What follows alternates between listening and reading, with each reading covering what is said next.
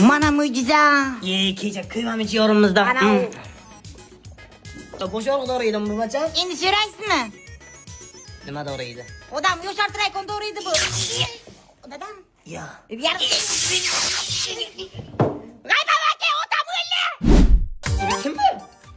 Ha, g'ayba harom tonimadingmi?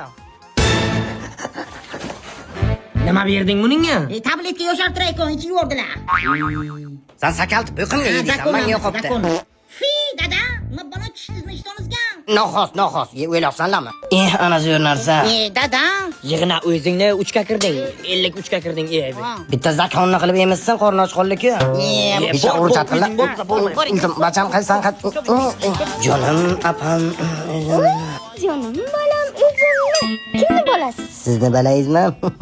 Uyga ketasizmi men bilan? Bu yerga ham ketaman. Bitta chiqing. Chikboy. Suvlikkina belli. Dam yongir. Bo'mroq keting qilsin. Qayerman? Kishi ko'tarib ketishga yo'lmaysizmi? Qanday qilib seni onangni emgur?